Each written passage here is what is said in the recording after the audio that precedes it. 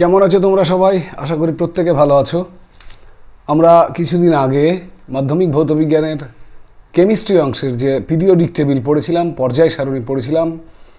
চলো আজকে দেখে নেওয়া যাক পর্যায় সারণী থেকে কোন কোন প্রশ্নগুলো ঠিক আমাদের মাধ্যমিক 2026-এর জন্য গুরুত্বপূর্ণ এবং এই চ্যাপ্টারের যে সমস্ত প্রশ্নগুলো আমাদের তৈরি রাখতে হবে, যেগুলো ভালোভাবে তৈরি করে আমাদের মাধ্যমিক 2026-এ বসতে হবে, সেই প্রশ্নগুলোর পিডিএফ আকারে আমি আজকের ভিডিও শেষে ডেসক্রিপশানে গিয়ে তার লিঙ্ক দিয়েছি। তোমরা সেখানে গিয়ে ক্লিক করে একটু ডাউনলোড করে নিও এবং ডাউনলোড করার পরে দেখবে এই রকমই একটি প্রশ্ন তোমরা পাবে। ঠিক আছে, সেই প্রশ্নের প্রিন্ট আউট করে নেওয়ার পর আজকের এই যে ক্লাস প্রশ্নোত্তর পর্ব পর্যায় সারণী, তার প্রশ্নগুলো ঠিকমতো বুঝে নিও এবং আমি আশা করি আজকের পর পিরিয়ডিক টেবিল নিয়ে তোমাদের মনে কোনো রকম কোনো সংশয় থাকবে না। ঠিক আছে, তো চলো আর বকবক না করে কথা না বাড়িয়ে শুরু করা যাক আজকের পর্যায় সারণী এই অধ্যায়ের প্রশ্নোত্তর পর্ব। মিশন মাধ্যমিক 2026-এর একটি গুরুত্বপূর্ণ ভৌতবিজ্ঞানের চ্যাপ্টার পিরিয়ডিক টেবিল বা পর্যায় সারণীর প্রশ্নোত্তর পর্ব। ঠিক আছে, তো চলো আজকে আমাদের পিরিয়ডিক টেবিলের যে প্রথম প্রশ্ন, যেগুলো প্রশ্নমান এক নম্বর যেগুলো মাধ্যমিক পরীক্ষায় থাকবে, সেই সমস্ত প্রশ্নের উত্তরগুলো আগে আমরা করে নেব। আমরা যদি এই পিডিএফটি ডাউনলোড করে নিই তাহলে দেখতে পাবো এখানে 1 নম্বরের প্রশ্ন রয়েছে মোট 30খানা এবং বাকি বি বিভাগে মোট 9টি বড় প্রশ্ন দেওয়া আছে এবং প্রত্যেকটি প্রশ্ন তোমাদের আজকের ক্লাসে আমি বুঝিয়ে দেব। তোমরা সেগুলো বাড়িতে প্র্যাকটিস করে তৈরি করে রাখবে। ঠিক আছে, তো চলো প্রশ্নমান 1 বিভাগ এ আজকের প্রথম প্রশ্ন। ত্রয়ী সূত্র কে প্রবর্তন করেন? আমরা পিরিয়ডিক টেবিলের ক্লাসে বলেছিলাম ত্রয়ী সূত্রের প্রবক্তা হচ্ছেন বিজ্ঞানী ডোবে রায়নার। মনে পড়ে? বিজ্ঞানী ডোবে রায়নার। নাম্বার 2, কোশ্চেন নাম্বার 2, অষ্টক সূত্র কে প্রবর্তন করেন? তো অষ্টক সূত্রের প্রবর্তক হচ্ছে আমরা সবাই জানি বিজ্ঞানী নিউল্যান্ডস। বিজ্ঞানী নিউল্যান্ডস। কোশ্চেন নাম্বার 3, বিজ্ঞানী মেন্ডেলিফ মৌলগুলোকে কিসের ভিত্তিতে সাজিয়েছিলেন? মেন্ডেলিফ সাজিয়েছিলেন পারমাণবিক গুরুত্ব অনুযায়ী, তাই না? প্রথম দিকে মেন্ডেলিফ তার পর্যায় সূত্রে পারমাণবিক গুরুত্ব অনুযায়ী মৌলগুলোকে সাজিয়েছিলেন। তাহলে উত্তর হবে পারমাণবিক গুরুত্ব বা পারমাণবিক ভর বলতে পারো। কোয়েশ্চেন নাম্বার 4, পর্যায় সারণী কাকে বলে? না, পর্যায় সারণী হচ্ছে মৌলগুলোকে তাদের পর্যায় সূত্র অনুযায়ী পরপর সাজিয়ে যে সারণী বা তালিকা আমরা পাই সেটিকে আমরা পর্যায় সারণী বলবো।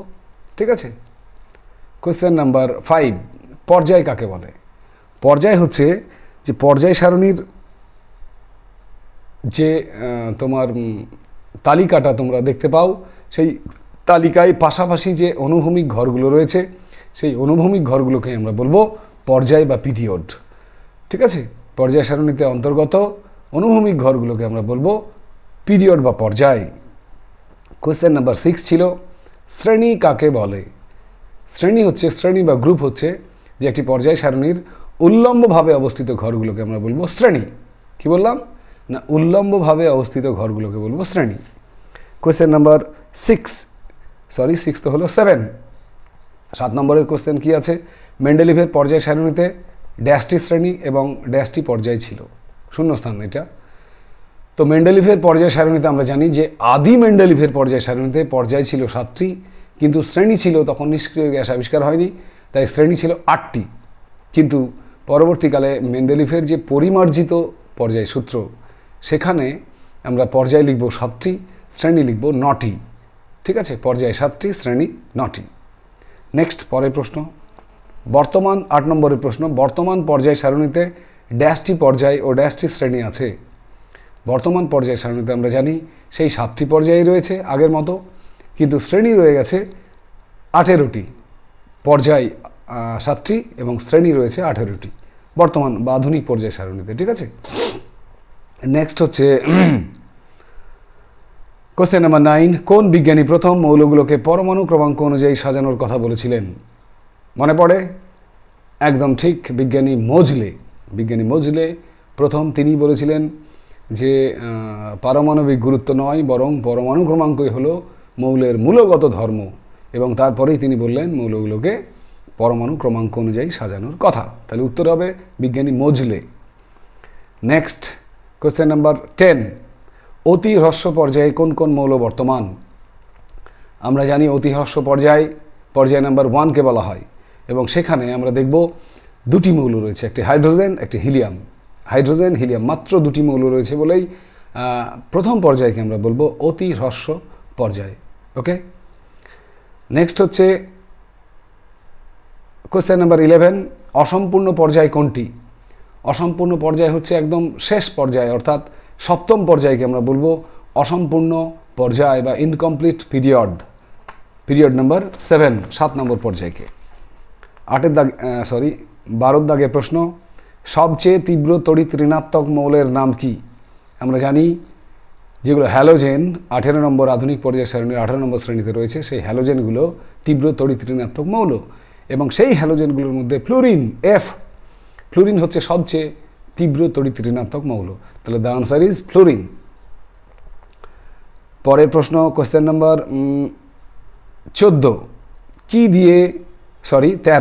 13 নম্বরের 13 দাগের প্রশ্ন রয়েছে, কোন নিষ্ক্রিয় গ্যাসের আয়নন শক্তি সবচেয়ে বেশি?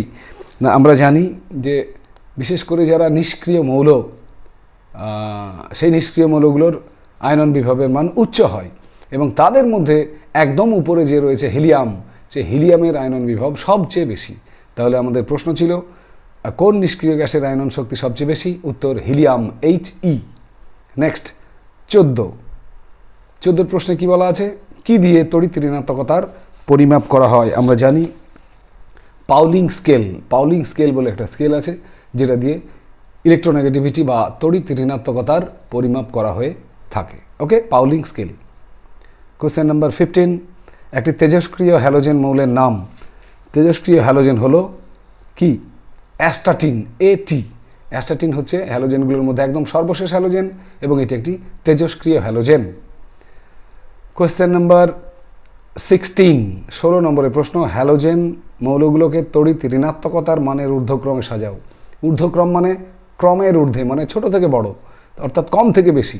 তাহলে এখানে আমরা জানি সবচেয়ে বেশি ফ্লোরিন, তারপরে ক্লোরিন, তারপরে ব্রোমিন, তারপরে আয়োডিন। তাহলে আমরা ঊর্ধ্বক্রমে যদি সাজাই, তাহলে প্রথমে লিখবো আয়োডিন লেস দেন, তারপরে লিখবো আমরা bromine less than, chlorine less than fluorine. তাহলে আয়োডিন, ব্রোমিন, ক্লোরিন, ফ্লোরিন চিহ্নগুলো কিন্তু লেস দেন করে দেবো, কারণ মানের অধক্রমে আমরা সাজাচ্ছি। ঠিক আছে, ঊর্ধ্বক্রমে। নেক্সট 17 নম্বর প্রশ্ন, পর্যায়গত নয় এমন দুটি ধর্মের নাম লেখো। পর্যায়গত নয়, আমরা পিরিয়ডিসিটি পড়েছিলাম, সেখানেই পড়েছিলাম পর্যায়গত নয় এমন ধর্মগুলো হচ্ছে চৌম্বক ধর্ম, দ্রাব্যতা, তেজস্ক্রিয়তা, বহুরূপতা। যে কোনো দুটি ধর্মের নাম তুমি বলে দিও, দ্রাব্যতা, বহুরূপতা, তেজস্ক্রিয়তা, চৌম্বক ধর্ম, তাহলেই হবে। নেক্সট হচ্ছে 18 নম্বর প্রশ্ন, পর্যায় বরাবর বাম দিক থেকে ডান দিকে গেলে জারণ ক্ষমতা বৃদ্ধি পায়। আমরা জানি পর্যায় বরাবর যদি বাম দিক থেকে ডান দিকে যায়, তাহলে কিন্তু জারণ ক্ষমতা বাড়ে, আর এই কারণে হ্যালোজেন মৌল যারা ডান দিকে অবস্থিত পিরিয়ডিক টেবিলের, তাদের জারণ ক্ষমতা বেশি। সুতরাং এটি সত্য হবে, তাই তো? ট্রু। নেক্সট হচ্ছে আমাদের প্রশ্ন 19 নম্বরের প্রশ্ন, ক্ষার ধাতুগুলি কোন শ্রেণীতে অবস্থিত? যেগুলো ক্ষার ধাতু তোমরা জানো 1A-তে অবস্থিত, এবং যদি দীর্ঘ পর্যায় সারণীর কথা বলি, তাহলে 1 নং শ্রেণীতে ক্ষার ধাতুগুলো অবস্থিত। ক্ষার ধাতু ওই যে lithium, sodium, potassium, rubidium, caesium, francium, এগুলো হচ্ছে ক্ষার ধাতু। তাহলে 1 নম্বর শ্রেণীতে, আধুনিক পর্যায় সারণীর 1 নম্বর শ্রেণীতে, মেন্ডেলিভের পর্যায় সারণীর 1A-তে অবস্থিত। নেক্সট হচ্ছে 20 নম্বর প্রশ্ন, হ্যালোজেনগুলি দীর্ঘ পর্যায় সারণীর কোন শ্রেণীতে অবস্থিত? দীর্ঘ পর্যায় সারণী মানে আধুনিক পর্যায় সারণী, তার 17 নম্বর শ্রেণীতে হ্যালোজেনগুলো অবস্থিত, 17 নম্বর শ্রেণীতে। ওকে, প্রশ্ন নম্বর 21, দুটি মুদ্রা ধাতুর নাম লেখো। মুদ্রা ধাতু মানে আমি বলেছিলাম যে সমস্ত ধাতুগুলো মুদ্রা তৈরির কাজে লাগে তাদেরই আমরা মুদ্রা ধাতু বলে থাকি। তো মুদ্রা তৈরির কাজে লাগে প্রাচীন যুগে কোন ধাতুগুলো বলেছিলাম? Copper, silver, gold. Copper, silver, gold, সেগুলোই হচ্ছে আমাদের মুদ্রা ধাতু। ঠিক আছে, যে কোনো দুটোর নাম বলে দেবে। 22 নম্বর প্রশ্ন, দুটি সন্ধিগত মৌলের নাম বলো। দুটি সন্ধিগত মৌল, তোমরা অনেকগুলো সন্ধিগত মৌলের নাম পড়েছিলে, তার মধ্যে বিশেষ করে আয়রন একটি সন্ধিগত মৌল, মলিবডেনাম MO যেটা সেটা একটা সন্ধিগত মৌল, ম্যাঙ্গানিজ একটা সন্ধিগত মৌল MN ম্যাঙ্গানিজ, আয়রন Fe, এগুলো সব সন্ধিগত মৌল। তোমাকে দুটো বলতে বলেছে, আয়রন, ম্যাঙ্গানিজ। ওকে, নেক্সট হচ্ছে কোশ্চেন নাম্বার 23, মেন্ডেলিফের আমলে নিষ্ক্রিয় গ্যাসগুলি আবিষ্কৃত হয়নি, ট্রু আর ফলস? আবিষ্কৃত হয়নি বলেই তো মেন্ডেলিফের পর্যায় সারণীতে শূন্য শ্রেণী ছিল না, আমি আগেই বললাম, সুতরাং আবিষ্কৃত হয়নি, এটা ট্রু। নেক্সট হচ্ছে সন্ধিগত মৌলের ড্যাশ যোজ্যতা থাকে, সন্ধিগত মৌলের ড্যাশ যোজ্যতা থাকে, এখানে আমাদের লিখতে হবে একাধিক যোজ্যতা থাকে। নেক্সট হচ্ছে 25 নম্বরের প্রশ্ন, সোডিয়াম পটাশিয়ামের মধ্যে কোনটির আকার বড়? দেখো, আমরা পরমাণুর আকার পড়েছিলাম যে একই শ্রেণীতে যদি আমরা উপর থেকে নিচের দিকে নামি তাহলে পরমাণুর আকার কী হয়? বাড়ে। তাহলে আমরা দেখো প্রথম 1 নম্বর শ্রেণীতে সোডিয়ামের নিচে পটাশিয়াম আছে, সোডিয়াম তারপরে পটাশিয়াম নিচে, তাহলে যে নিচে থাকবে তার আকার বড়। সুতরাং যদি 1 নম্বরের কোয়েশ্চেন হয় তাহলে আমরা বলে দেব পটাশিয়ামের আকার বড়। আর যদি বলে কেন বড়, তাহলে সে কেনর উত্তর পরে আছে, প্রশ্ন আছে, তখন দেওয়া হবে। নেক্সট হচ্ছে কোয়েশ্চেন নাম্বার 26, ক্যালসিয়াম হলো একটি ক্ষার ধাতু, ক্ষারীয় মৃত্তিকা ধাতু, হ্যালোজেন অর নিষ্ক্রিয় মৌল। ক্যালসিয়াম কি? ক্যালসিয়াম আমরা জানি 2 নম্বর শ্রেণীতে রয়েছে, এবং 2 নম্বর শ্রেণীতে কারা রয়েছে? ক্ষারীয় মৃত্তিকা ধাতু। তাহলে ক্যালসিয়ামের বেলায় আমরা বলবো ক্যালসিয়াম একটি ক্ষারীয় মৃত্তিকা ধাতু। ওকে, নেক্সট কোয়েশ্চেন নাম্বার 27, 27 নম্বরের প্রশ্ন, কি বলছে সেখানে? নিচের কোনটি তীব্র বিজারক দ্রব্য? সোডিয়াম, পটাশিয়াম, সিলভার এবং লিথিয়াম।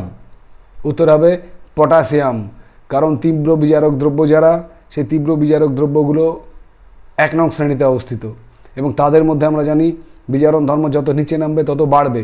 সুতরাং সোডিয়ামের নিচে পটাশিয়াম, সেই একই কথা আবারও, সোডিয়ামের নিচে পটাশিয়াম আছে, তাই যেহেতু লিথিয়াম, সোডিয়াম, পটাশিয়াম, রুবিডিয়াম, তোমার সিজিয়াম, ফ্রান্সিয়াম সবাই বিজারক দ্রব্য, তাদের মধ্যে উপর থেকে নিচে নামলে আবার বিজারণ ধর্ম বাড়ে।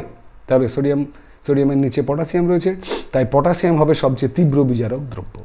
ওকে, নেক্সট হচ্ছে একটি তেজস্ক্রিয় নিষ্ক্রিয় গ্যাসের নাম লেখো। আমরা জানি তেজস্ক্রিয় নিষ্ক্রিয় গ্যাস হচ্ছে রেডন, RN, রেডন।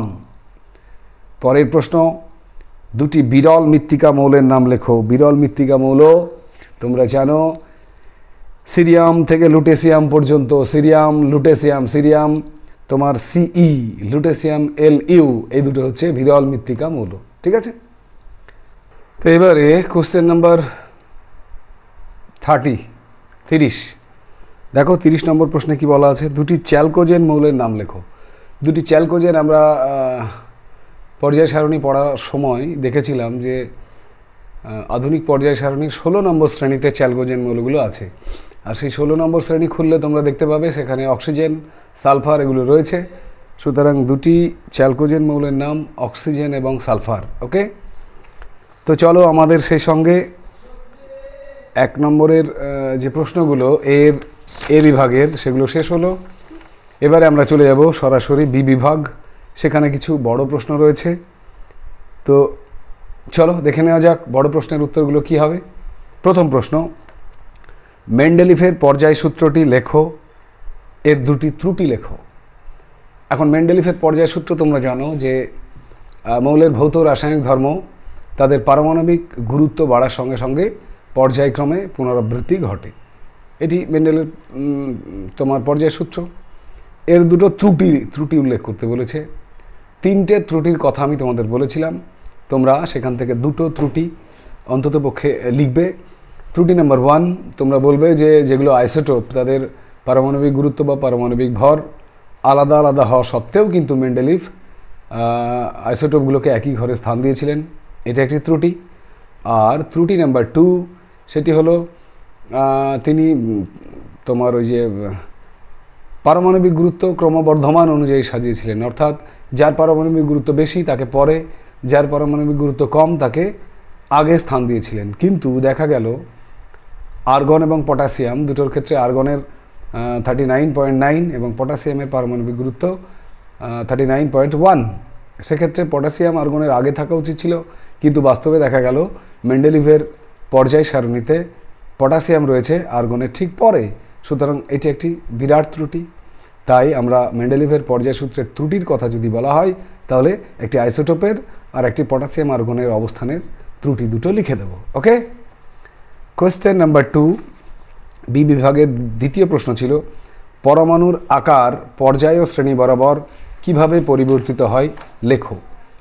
তো এক্ষেত্রে আমরা লিখব যে পরমাণুর আকার যেটা বা পারমাণবিক ব্যাসার্ধ যেটাকে আমরা বলি, সেটা যদি পর্যায় বরাবর বাম দিক থেকে ডান দিকে যাই তাহলে কমে, আর শ্রেণী বরাবর যদি উপর থেকে নিচে নামি তাহলে সেটা বাড়ে, বৃদ্ধি পায়।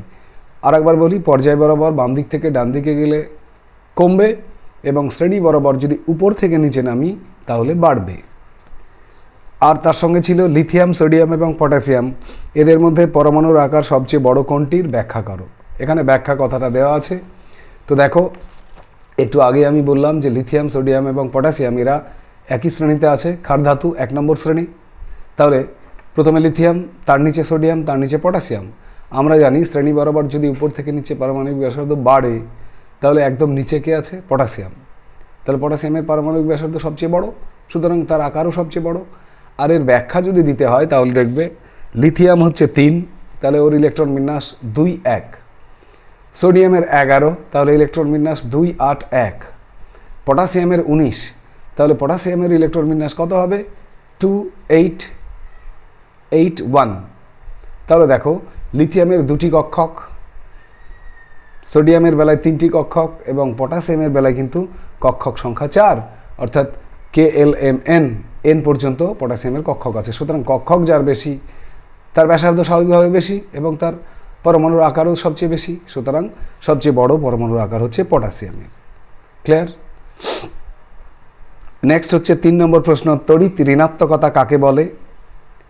তড়িৎ ঋণাত্মকতা বা ইলেকট্রোনেগেটিভিটি আমরা জানি যে সমযোজী বন্ধন সৃষ্টিকারী যে ইলেকট্রন জোড়, সেটা কোনো পরমাণু তার নিজের দিকে যে আকর্ষণ করার ক্ষমতা, সেই আকর্ষণ করার ক্ষমতাকে আমরা বলবো তড়িৎ ঋণাত্মকতা বা ইলেকট্রোনেগেটিভিটি। সেই সঙ্গে আমাদের রয়েছে পর্যায় ও শ্রেণী বরাবর এর মান কিভাবে পরিবর্তিত হয়। আমরা জানি যে তড়িৎ ঋণাত্মকতার মান পর্যায় বরাবর যদি আমি বাম দিক থেকে ডান দিকে যাই তাহলে তড়িৎ ঋণাত্মকতার মান বাড়বে, শ্রেণী বরাবর উপর থেকে নিচে নামলে কমবে। অর্থাৎ মনে রাখার জন্য আমরা বলতেই পারি যে পরমাণুর আকার এর সঙ্গে তড়িৎ ঋণাত্মকতা ব্যস্তানুপাতিক। অর্থাৎ পরমাণুর আকার দেখো, পর্যায় বরাবর যদি বাম দিক থেকে ডান দিকে যেত তাহলে কমতো, তড়িৎ ঋণাত্মকতার মান বাড়বে। শ্রেণী বরাবর উপর থেকে নিচে নামলে পরমাণুর আকার বাড়ে, তড়িৎ ঋণাত্মকতার মান কমবে। যেহেতু ব্যস্তানুপাতিক আমি বলে দিলাম, তাহলে আমরা বলবো যে পর্যায় বরাবর বাম দিক থেকে ডান দিকে গেলে ইলেকট্রোনেগেটিভিটি বা তড়িৎ ঋণাত্মকতার মান বৃদ্ধি পায়, শ্রেণী বরাবর উপর থেকে নিচে নামলে হ্রাস পায়। ওকে, নেক্সট 4 নম্বরের প্রশ্ন, পর্যায় সারণীতে হাইড্রোজেনের অবস্থান সুনির্দিষ্ট নয় কেন?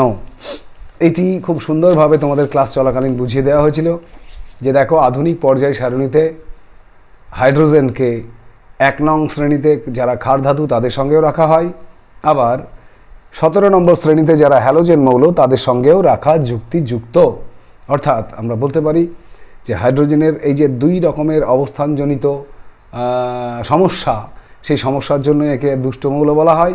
এবং আমরা আরও বলতে পারি যে হাইড্রোজেনের সঙ্গে ক্ষার ধাতুগুলোর সাদৃশ্য রয়েছে, কিছু বৈসাদৃশ্য রয়েছে, আবার হাইড্রোজেনের সঙ্গে হ্যালোজেনগুলোর কিছু সাদৃশ্য রয়েছে, কিছু বৈসাদৃশ্য রয়েছে। এই কারণ থেকে কিন্তু পর্যায় সারণীতে হাইড্রোজেনের অবস্থান সুনির্দিষ্ট নয়। এবারে এখান থেকে তুমি দুটো করে পয়েন্ট বের করে নেবে। প্রথমেই বলবে ক্ষার ধাতুর সঙ্গে সাদৃশ্য, মিল। ক্ষার ধাতুর সঙ্গে হাইড্রোজেনের মিল কোনগুলো? ক্ষার ধাতুগুলো 1 পরমাণুক, হাইড্রোজেনও 1 পরমাণুক। ক্ষার ধাতুগুলো ক্যাটায়ন দেয়, হাইড্রোজেনও ক্যাটায়ন দেয়। ক্ষার ধাতুগুলো বিজারক, হাইড্রোজেনও বিজারক দ্রব্য। সুতরাং এগুলো মিল। অমিল কি ক্ষার ধাতুর সঙ্গে হাইড্রোজেনের? ক্ষার ধাতুর সঙ্গে হাইড্রোজেনের অমিল হচ্ছে ক্ষার ধাতুগুলো ধাতু, হাইড্রোজেন কিন্তু অধাতু। আর বলতে পারি আমরা যে ক্ষার ধাতুগুলোর তোমার 1 পরমাণুক, কিন্তু হাইড্রোজেন নিজে দ্বিপরমাণুক। সুতরাং এক্ষেত্রে তোমার অমিল রয়েছে। ঠিক আছে, এবারে নেক্সট হচ্ছে দেখো তোমার আমরা যদি যেগুলো হ্যালোজেন মৌল, সেই হ্যালোজেনের সঙ্গে যদি আমরা মিল দেখতে যাই তাহলে হ্যালোজেনের সঙ্গে মিল কি পাবো? হ্যালোজেনের সঙ্গে মিল হচ্ছে যে হ্যালোজেনগুলো দ্বিপরমাণুক, হাইড্রোজেনের দ্বিপরমাণুক। হ্যালোজেনগুলো সাধারণত অধাতু, হাইড্রোজেনও অধাতু, এগুলো মিল। আর তেমনি হ্যালোজেনের সঙ্গে হাইড্রোজেনের কিন্তু কিছু অমিলও রয়েছে। কি অমিল রয়েছে? না, হ্যালোজেনগুলো যে ইলেকট্রন বিন্যাস সেটা কিন্তু হাইড্রোজেনের চেয়ে আলাদা, ঠিক আছে। আর একটি হচ্ছে হ্যালোজেনগুলো তোমার তীব্র জারক পদার্থ, সেখানে হাইড্রোজেন একটি তীব্র বিজারক পদার্থ। তাহলে এই যে হাইড্রোজেনের তোমার একবার ক্ষারধাতুর সঙ্গে মিল একবার অমিল, হ্যালোজেনগুলোর সঙ্গে একবার মিল একবার অমিল, সে কারণেই কখনো কখনো হাইড্রোজেনকে তোমার 1 নং শ্রেণীতে ক্ষারধাতুর সঙ্গেও রাখা যায়, আবার কখনো কখনো 17 নম্বর শ্রেণীতে হ্যালোজেন মৌলগুলোর সঙ্গেও রাখা যুক্ত বলে মনে হয়। সেই কারণেই আমরা বলতে পারি যে পর্যায় সারণীতে হাইড্রোজেনের অবস্থান সুনির্দিষ্ট নয়, অথবা এই অবস্থানজনিত সমস্যার জন্য হাইড্রোজেনকে আমরা দুষ্ট মৌল বলতে পারি। ক্লিয়ার?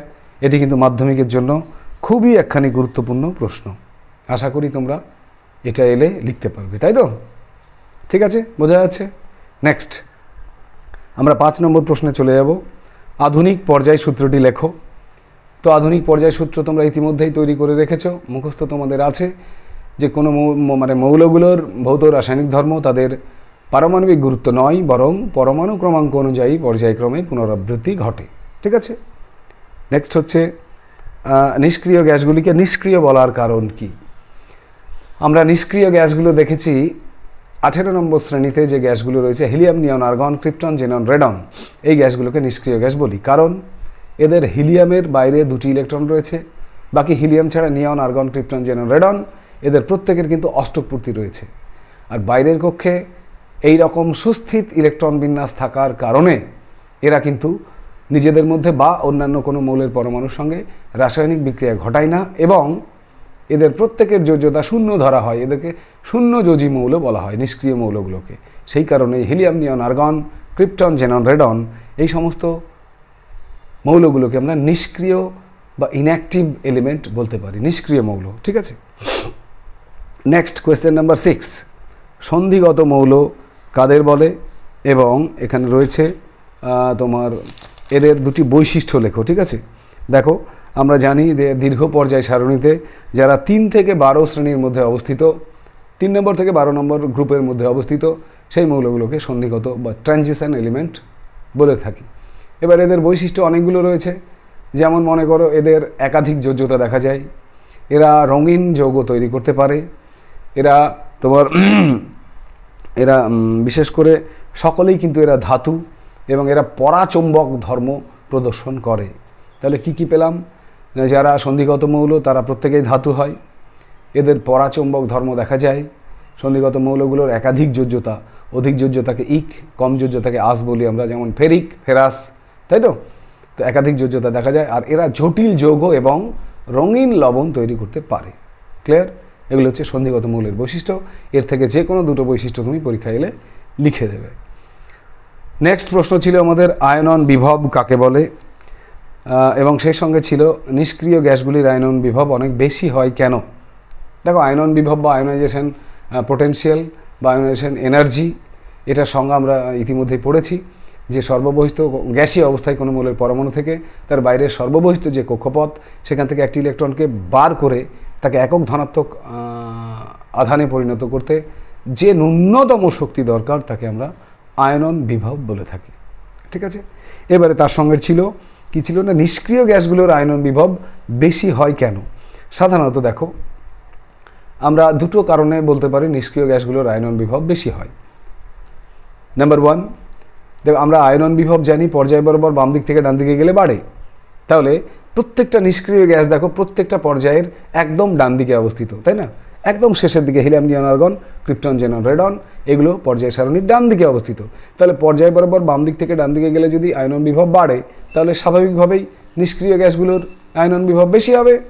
এছাড়াও আমরা বলতে পারি যেটা মেন কারণ নিষ্ক্রিয় গ্যাসগুলোর আয়নন বিভব উচ্চ হওয়ার, সেটা হচ্ছে যে নিষ্ক্রিয় গ্যাসগুলোর বাইরের কক্ষে ইলেকট্রন বিন্যাস হিলিয়ামের ক্ষেত্রে দ্বৈতপূর্তি, এবং বাকি হিলিয়াম ছাড়া যে নিয়ন, আর্গন, ক্রিপ্টন, জেনন, রেডন রয়েছে সেগুলোর ক্ষেত্রে কিন্তু অষ্টক পূর্তি রয়েছে। সুতরাং যাদের এইরকম সুস্থিত ইলেকট্রন বিন্যাস বাইরের কক্ষে দেখা যায়, তাদের ক্ষেত্রে বহিস্থ কক্ষ থেকে একটি ইলেকট্রনকে মুক্ত করতে অনেক বেশি শক্তির প্রয়োজন হয়, যার জন্য নিষ্ক্রিয় গ্যাসগুলোর হাই তোমার পোটেনশিয়াল এনার্জি দেখা যায়। ঠিক আছে, অর্থাৎ উচ্চ আয়নন বিভব দেখা যায়। ক্লিয়ার? বোঝা যাচ্ছে? আশা করি বুঝতে পেরেছ। আমরা প্রায় শেষের দিকে। আমাদের কোয়েশ্চেন নাম্বার 8, বিরল মৃত্তিকা মৌল কাকে বলে, তার সঙ্গে এদের বিরল বলা হয় কেন।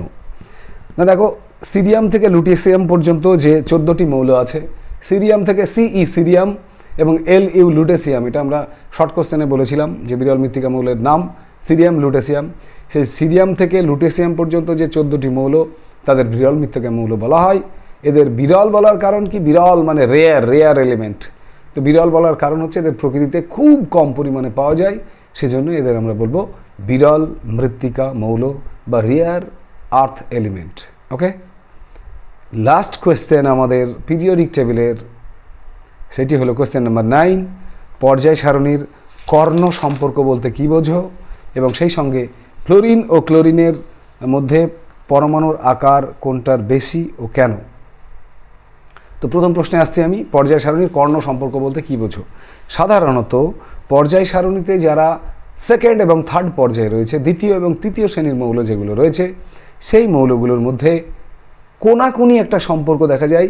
এই কোনাকুনি মৌলগুলোর তোমার ধর্মের সাদৃশ্য লক্ষ্য করা যায়। এই বিশেষ সম্পর্ককে বলা হয় কর্ণ সম্পর্ক। অর্থাৎ দ্বিতীয় এবং তৃতীয় পর্যায়ে যে সমস্ত মৌলগুলো রয়েছে তাদের কোনাকুনি, এই যে কোনাকুনি যে সম্পর্ক, তাদের মধ্যে ধর্মের সাদৃশ্য পাওয়া যায়, একে আমরা কর্ণ সম্পর্ক বলবো। আমরা যদি দ্বিতীয় শ্রেণীতে লিথিয়ামকে দেখি, লিথিয়াম এবং তার ঠিক কোনাকুনি রয়েছে ম্যাগনেসিয়াম। এই লিথিয়ামের সঙ্গে ম্যাগনেসিয়ামের কিন্তু দেখবে রাসায়নিকভাবে এবং ভৌত ধর্মের দিক দিয়েও কিন্তু সাদৃশ্য লক্ষ্য করা যায়। আবার ঠিক বেরিলিয়ামের সঙ্গে অ্যালুমিনিয়াম, যেখানে বেরিলিয়াম আছে ঠিক তার কোনাকুনি দেখবে তৃতীয় শ্রেণীতে রয়েছে অ্যালুমিনিয়াম, এদের মধ্যেও কিন্তু কর্ণ সম্পর্ক আমরা পাই। ঠিক তেমনি বোরনের সঙ্গে তোমার সিলিকন SI, সিলিকনের আমরা ওই রকম কোনাকুনি কর্ণ সম্পর্ক দেখতে পাই। তাহলে কর্ণ সম্পর্ক কোন দুটো পর্যায়ের মধ্যে ঘটে, দ্বিতীয় এবং তৃতীয় পর্যায়ের মধ্যে ঘটে কোনাকুনি সম্পর্ক। বোঝা গেল কর্ণ সম্পর্ক। লাস্ট কোয়েশ্চেন ছিল ফ্লোরিন এবং ক্লোরিন কোনটির পরমাণুর আকার বেশি এবং কেন। খুব সহজ একটি প্রশ্ন। পরমাণুর আকার আমরা ইতিমধ্যে আলোচনা করেছি। শ্রেণী বরাবর যদি দেখি তাহলে শ্রেণী বরাবর পরমাণুর আকার উপর থেকে নিচে নামলে কী হয়, বাড়ে, তাই তো। তাহলে fluorine, chlorine, bromine, iodine, astatine যদি একই শ্রেণীতে অবস্থিত তোমার হ্যালোজেন মৌল হয়, তাহলে স্বাভাবিকভাবেই ফ্লোরিনের চেয়ে ক্লোরিনের আকার বড় হবে। এবার একটু ব্যাখ্যায় যদি যাই, না ফ্লোরিনের তোমার কী হয়, বহিস্থকক্ষের ইলেকট্রনকে তার কেন্দ্রকের আকর্ষণ বলটা অনেক বেশি, কারণ ফ্লোরিনের মান কত 9। তো সেক্ষেত্রে তোমার ইলেকট্রন বিন্যাস কত হবে 2, 7। তাহলে বহিস্থকক্ষে 7টি ইলেকট্রন রয়েছে। আবার ক্লোরিনের ক্ষেত্রে দেখো 2, 8, 7, এক্ষেত্রেও ইলেকট্রন বিন্যাসের বহিস্থকক্ষে 7টি ইলেকট্রন রয়েছে। কিন্তু যেহেতু ফ্লোরিনের বেলায় 2টি কক্ষক, ক্লোরিনের বেলায় 3টি কক্ষক, তাই ফ্লোরিনের আকর্ষণ বল বহিস্থকক্ষের উপরে তার কেন্দ্রকের আকর্ষণ বল অনেক বেশি, ফলে বেশি বল দ্বারা বাইরের ব্যাসার্ধটাকে টানে বলে ফ্লোরিনটা ছোট হয়ে যায়, কিন্তু ক্লোরিন তার তুলনায় অনেক বড় হয়। তাই আমরা ফ্লোরিন ক্লোরিন দুটো পরমাণুর মধ্যে সবচেয়ে বেশি আকার বড় কার যদি বলি, তাহলে অবশ্যই ক্লোরিনের, এবং কেন তার ব্যাখ্যা তো তোমরা পেলেই। ঠিক আছে, তো এই ছিল আজকে আমাদের পর্যায় সারণী বা পিরিয়ডিক টেবিলের যে সমস্ত প্রশ্নগুলো তোমাদের তৈরি রাখতে হবে মাধ্যমিক পরীক্ষায় যাওয়ার আগে। তো সেই প্রশ্নের উত্তরগুলো আমরা ইতিমধ্যেই পেয়ে গেলাম। তোমরা বাড়িতে তবুও ডেসক্রিপশানে একবার যাবে, সেখানে মোর লেখা আছে, MORE মোর, সেখানে একটা ক্লিক করে নিচে দেখবে নীল রঙের একটি লিঙ্ক দেওয়া আছে। লিঙ্কে টাচ করলেই একটি ডাউন অ্যারো চিহ্ন দেখা দেবে, সেখানে ক্লিক করলেই কিন্তু PDF যেটা দেওয়া আছে সেই লিঙ্কে ক্লিক করলেই PDFটি ডাউনলোড হয়ে যাবে, এবং PDF ডাউনলোড হওয়ার সঙ্গে সঙ্গেই তোমরা এই যে পিরিয়ডিক টেবিলের যে প্রশ্ন এতক্ষণ আমি উত্তরগুলো বলে দিচ্ছিলাম, সেই প্রশ্নের তোমরা পেয়ে যাবে। এবং সেটি সামনে রেখেই আমার মনে হয় যদি ভিডিওটি তোমরা দেখতে পারতে তাহলে আরও সুবিধা হতো। তো যাই হোক, প্রশ্নটি ডাউনলোড করে নিয়ে উত্তরগুলো তৈরি রেখো, এবং এর পরেও যদি পিরিয়ডিক টেবিলের কোনো প্রশ্নের কোনো সমস্যা তোমাদের থেকে থাকে তাহলে তোমরা অবশ্যই কমেন্টে যোগাযোগ করবে, আমি সমাধান অবশ্যই করে দেব।